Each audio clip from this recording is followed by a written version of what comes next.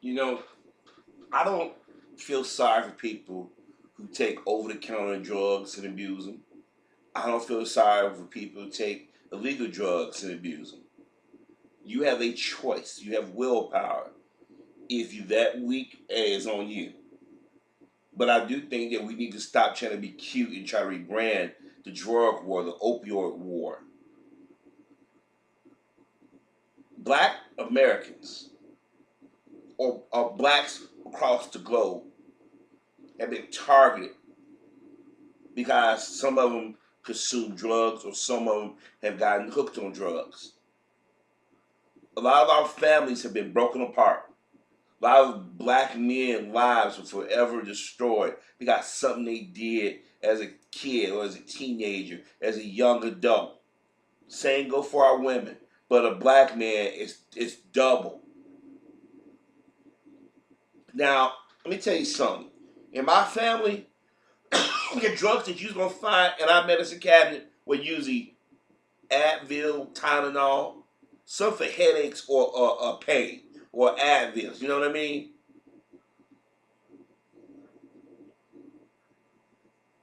And when we got sick or had surgeries, we got what doctor prescribed, and usually they tell you take as needed or take to that dosage is up. And once we're done with it, we're done with it.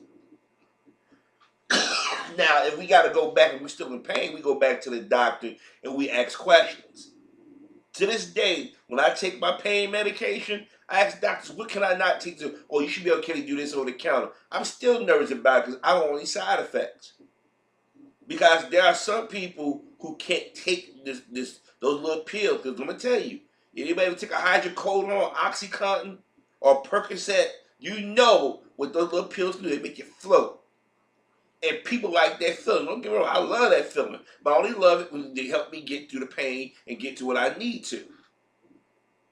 I remember when I came home, they was prescribing that shit left and right to the veterans. But as usual, there were people who abused it. And guess who was abusing it? Not us, not the black veterans. It was white veterans that was abusing it.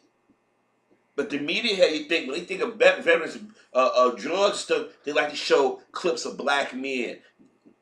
Don't get it twisted. Don't get it twisted. Their perception that somehow the black community is the ones who got the drug problems, everything.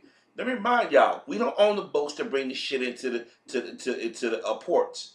We don't own the planes. We don't own the trucks. We don't do none of that shit. We don't have a connection. I don't care how many times you saw me with Denzel Washington playing. What was that? Frank Lucas? What it was? He was playing. And if a black man would get that big, it's because they trying to throw him off the scent of the other drug kingpins. Trust me, drug kingpin have been in the Senate, the Congress, your mayors, your governors, your presidents. They work with the cartels, the FBI, the CIA, the police departments. They are part of the damn cartels. So they know who got it. Trust me, they know who got it. My father said when they knew the soldiers get hooked over there and that shit in Vietnam, they didn't care, especially if they were black. When they sent them back home, they sent them home as dope fiends and stuff. They knew they couldn't get their fix unless they went for the hard stuff.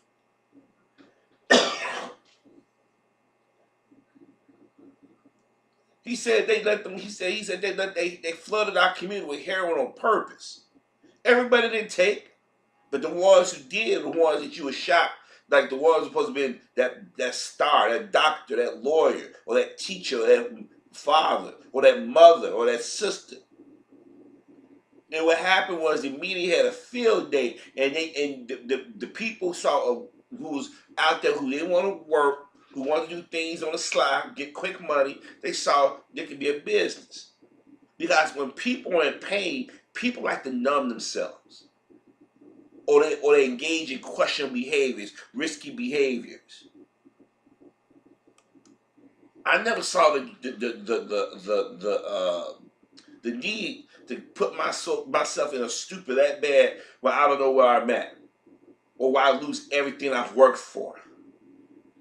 I don't feel sorry for people. I don't care if you're black, white, Asian, Spanish, straight, gay, well off or not. I don't feel sorry for you. There's a choice. Now, if somebody force you or trick you to taking something, then it's different. But usually people they know the side effects. They know that once you take some of that stuff, you can die. You can get a hot dosage. You can get all those type of things that go with people. Still, they test their luck.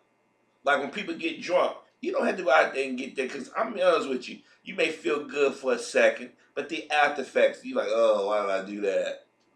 So that's not something I seek out. Thank God I had a mother and father that didn't do those things in front of us. I remember my cousins would send my father a birthday present, like brandy and all that stuff. That shit you see on the fireplace just evaporate. I kid you, he'll open it up, him and my mother take a sip or two. They wasn't drinkers. And we damn sure not drinkers. My brother and sister came home, they look, I laugh at them when they try to go out. And me, I'm more like, I drink every now and then. And it's rare. Because I got to be in control because I don't want nobody getting control of me to that point when I don't know which way is up, which way is down. And considering all the incidents where people gone out and got drunk or took drugs, it cost them their lives or their livelihoods, their reputations. It's a choice. But the thing that pissed me off is how it's being branded.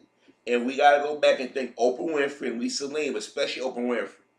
Not that y'all say, oh, yeah, you're going to blame Oprah for something again. No, this actually happened. And I've mentioned this before over the years in videos when I talked about drugs and whatnot. What happened was it was during 2009. Because I remember when she had the guest host on there with her. Marcus Suelos, who's married to Kelly Ripa, and Allie Wentworth, who's married to George Stephanopoulos. And the reason why I remember that so because it was around that time that Chris Brown thing happened, around the time Michael Jackson had died. But Lisa Ling was a contributor to her show. And they talking about the drug crisis, but they slowly started saying opioid. Because they wanted to make the word drugs synonymous with black folk. They wanted to make opioid a white person thing. But we know when they mean opioids, they mean heroin and all that, cocaine, all that shit, drugs. It doesn't matter. They want to, let's change your name. They had you thinking, oh, it's just Timmy and Hannah going to grandma and grandpa's medicine cabinet and getting hooked up on some drugs. You can go get over the counter at Walgreens and CVS and Rite Aid. Nah, they were doing hardcore. They were shooting heroin. They were shooting that shit. They were taking PCB. We've seen it. We've seen them. We've seen their ass crawling our neighbors thinking we got drugs. I remember years ago when I was on the west side, and it had to be about 1989. Me and my brother and our friends was outside playing softball. This is before all the cars start really piled up like it is today. You can't do that too much today. And plus, the neighborhood hasn't changed so much. So we had to be sometime probably about 1, 2 o'clock in the afternoon. And we saw this white girl come through. Now, we know they didn't live in the area. We assume maybe they could be from Oak Park, but we know they didn't live in the area because a lot of white folks started running out of there about 1980, 85, 86. And you may have some Filipinos still living in the neighborhood. You had a few Hispanics, but usually everywhere either up north or to Oak Park or out to Riverside or out to Schaumburg, places like that, or out south or to the south suburbs, right? So they pull up, slowing down. Now me, I'm looking at my brother over there. I want to make sure nobody grab my brother because people do shit. Some all the kids stop. Hey, what's going on? Hey, y'all know where we can buy some drugs at? And we like, get the hell out of here, get out of here. Now we could have been no more than 12. I was 12. I'm 13 years old. So I was 13 years old. Get that out. I ain't got no drugs up in here. So I remember going to tell my mom because my dad, he was at work, and my mom was just happened to be at home because they business. She decided to stay home, and we told her. She said, "You kidding me?" Yeah. So when my father came home, we told my mom was like, yeah, kids say this white couple came up and asked them. My father said that's they think our communities are drugs. They think even though we're middle class, we live in these bungalows. Everybody was working people, working class. They doctors or lawyers over here or got their own thing going. They think that we got drugs. And the irony is in their communities they got people selling drugs, but they won't go down to Mr. Billy's and ask them, no. They'll let the guy with the mush mouth, the guy who they call them good old boys, go up in there and do that. Those are the ones who want to put on the show. They don't want to get caught going to somebody's house in their neighborhood. They'll travel out, risk getting beat up, or the white girls will turn a trick, or the white boys come up with a bunch of money or tell you who you can go rob to get some. Yeah, I mean, this is what they do.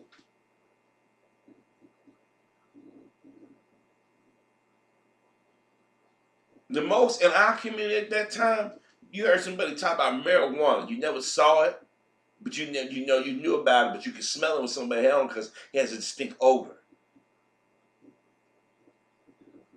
It wasn't until I was in high school that I got a contact high. That's when I discovered marijuana. It was at a dance. But none of that hard stuff that they assumed that we was doing. Not to say they didn't exist in certain neighborhoods within the black community, because there are different areas of the black community that are nice and well kept, and there's some that's been neglected for years, and there's some that they're teetering.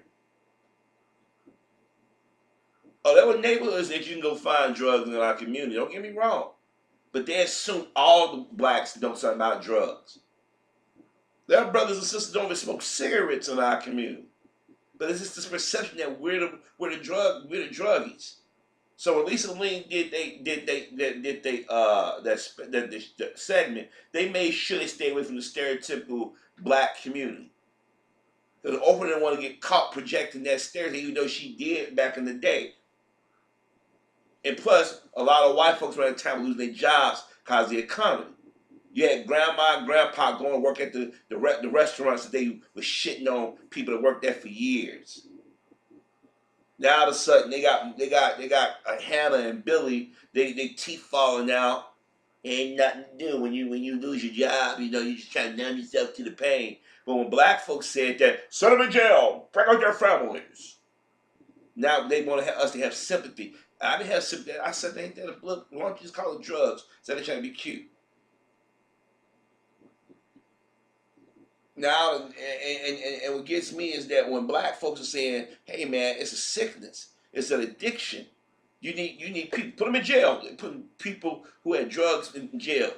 People having withdrawal symptoms, knowing that once you get hooked on that, you're gonna forever be chasing that high. It's a chemical imbalance that happens after a while. And here it is. I knew that as a kid, know that as an adult. That's why I never want to put that shit in my system. And even weed, you gotta have some self control with the weed. I'm not saying that weed equates to it, but there's some people you can't do without weed. We got some people got an addictive of mindset, or whatnot. But the thing is that sitting here trying to call this shit up instead of calling it what it is, drugs. They're trying to be cute and repackage it. We in the black community know damn well how they got the drugs in our neighborhoods. We knew it since the 1960s especially. And there were various white people who tried to ally with us and tried to say, yo, man, they're not paranoid. Remember, anytime black folks talk about drugs, they talk about we paranoid. We know how this shit can our community, just like the guns and stuff.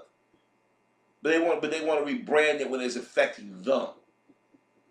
You should be insulted that they call it opioid instead of just saying drugs. You is drugs. You they send in jail. With them, they said we gotta have these defibrillators and we gotta have these EpiPens and we gotta have this knock what they call it that one when you go into you have a drug you OD. I forget the name of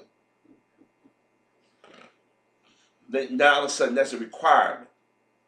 In Chicago, they doing news stories every other day about it, but they have you think, but they say focus on the gun violence. We ain't bringing guns into the community. A lot of times, they ain't even gang bangers shooting. They be these race warriors. It's just a lot of stuff they want to associate with blackness. But a lot of stuff comes from right near the suburbs or rural America. But see, we got to push back on that. As black folk, we didn't glamorize it. Hip hop rap started to glamorize this shit at one point. That's why I don't listen to rap like that, like I did. It changed in the 90s. They started glorifying this shit. You had these weak-minded young brothers who wanted quick money or bought into these images. They got into this shit. While they sitting y'all in jail and y'all got records, Timmy and them over the burbs, they shooting up schools and raping and shit. I was high on PCP. I was high on heroin. I get my fix. Oh, they're there. When Hannah started overdosing or when Hannah started doing tricks, and remember that white politician? Yeah, they're coming in, the drug dealers, and they're having mess with our teenage girls, our women and stuff. Remember that? That racist white politician? He was blaming them getting hooked on us. Yeah, the drug, they influenced our communities. Come on, y'all know damn well blacks drive through a predominantly black neighborhood. All eyes on us. Doesn't matter what vehicle we drive in, which is we under suspicion. When they had that pregnancy pack back on the East Coast back in '08, the media they quickly hushed that. We gotta change the tune. We don't want them knowing our girls out here getting pregnant, taking pregnant. Oh, let's put it on TV. Let's make a TV show around and show the struggling mom. Make them stars.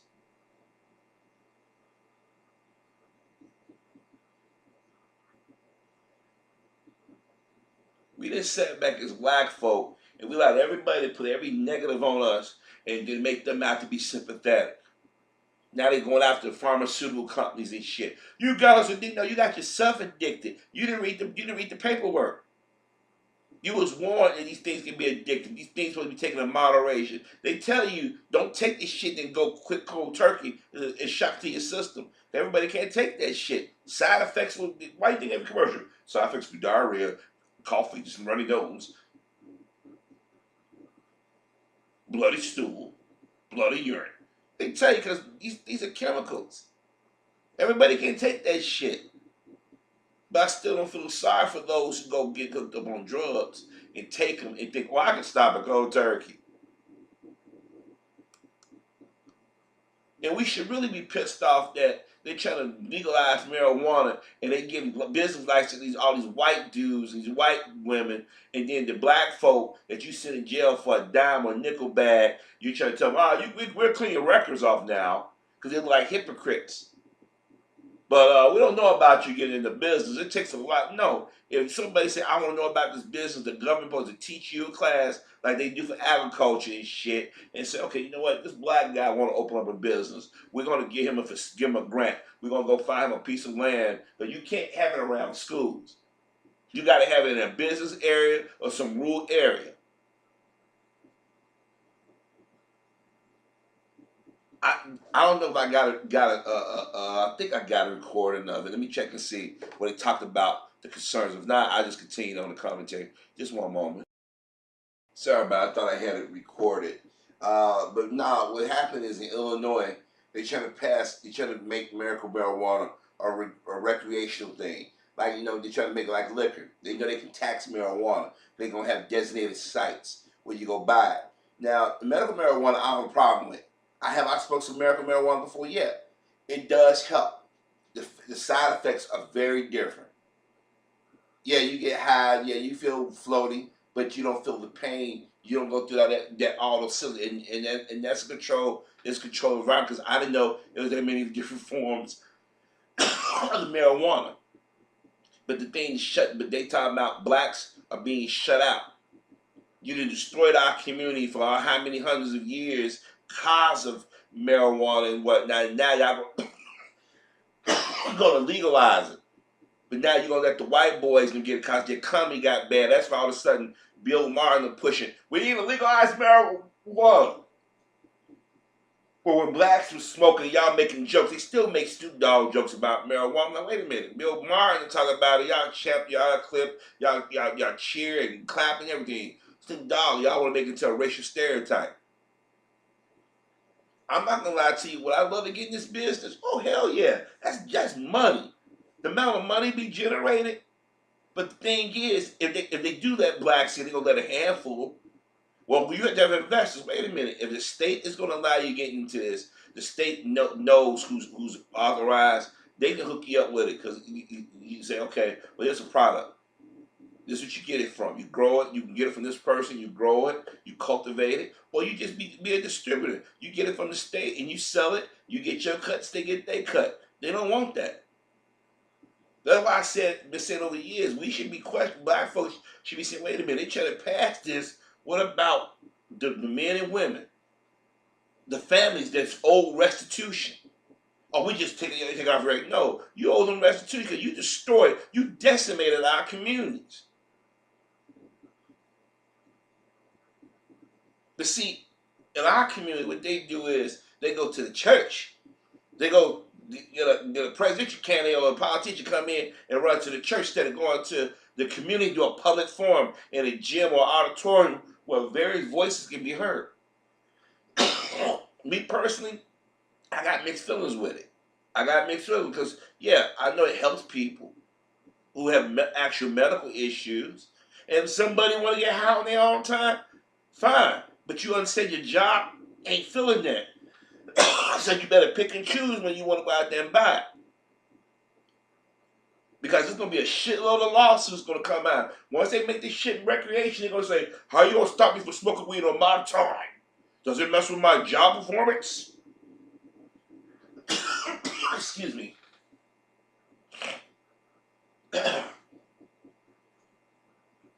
See, we live in a society where when they want to shame us and vilify us, they do it with a heartbeat.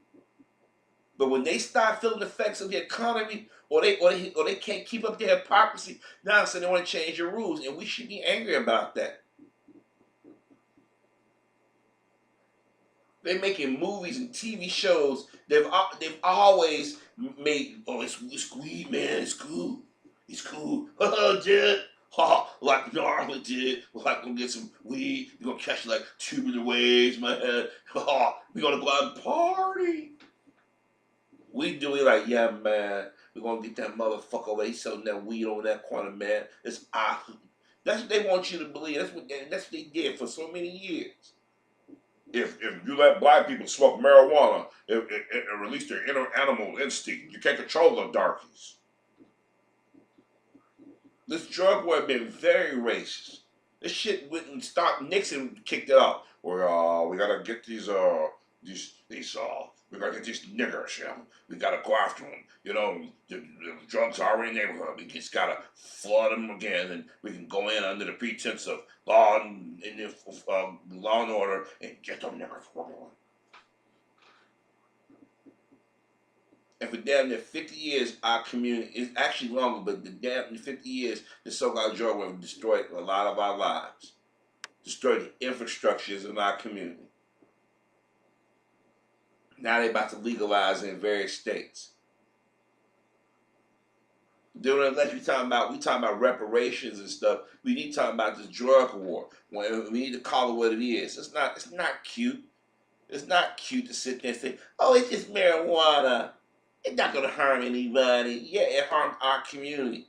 Right now, that brother's still being arrested for carrying marijuana. You about to legalize it. You should sit there and say, okay, what's her name? Kim Fox and them. They put a moratorium on some of these things. When Eric Holder and them start saying, "Now we ain't gonna go after these little weak ass drug possessions and shit." When the sheriff and them was like, "No, we ain't gonna do that," people got mad. The fraternal police said, "It's illegal. That's illegal." A lot of them cops and them and get drunk and smoke weed and shit, do all kinds of dirt. Why do you think cops go to bars? And what the fuck you think doing these bars and strip clubs? But see, we don't take time to sit there and say, hey, wait a minute. Wait a minute. How did they get to do that? And no, because we don't vote. We think national elections are the only thing. No, local elections matter. Right now, there should be a group of young brothers saying, wait a minute.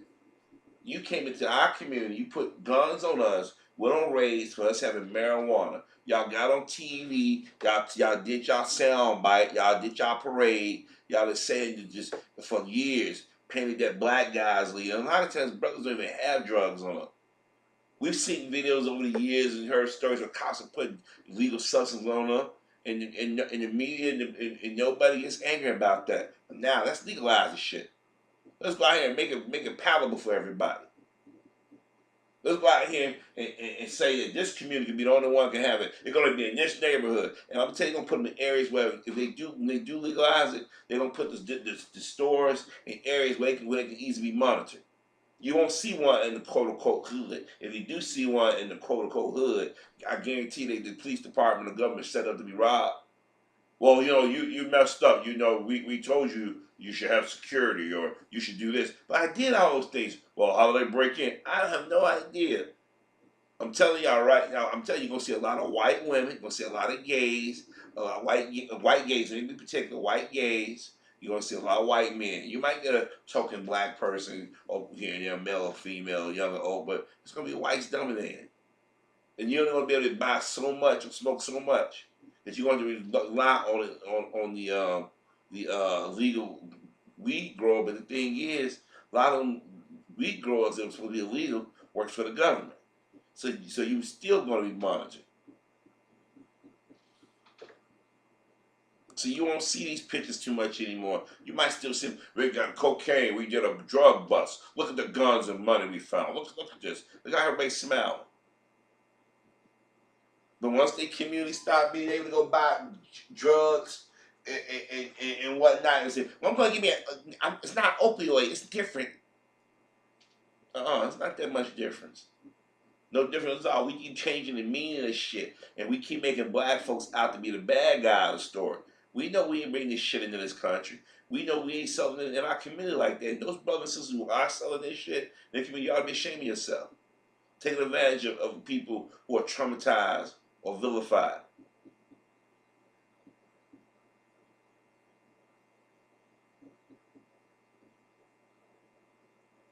We got to stop allowing people to change the terms and the rules and the wording and the imagery. Because every time I hear the term opioid, I get pissed off. Call it what it is. It's drugs. You got a bunch of weak-willed people getting caught up on it, so you don't want them to be you don't want to be treated that way. You don't want Hannah to be in jail, like you sent Stacy to jail. See, it was cool sending Stacy to women's prison. It was cool sending Andre away, but you don't want to send Andrew nowhere. We need them in our community. They're our future. He could be president. He could be an entrepreneur. He could be a teacher. Whatever. I also do the same thing, but y'all said, send in jail 5 to 10 years. We'll give you a life sentence if you plead guilty. And it never happens.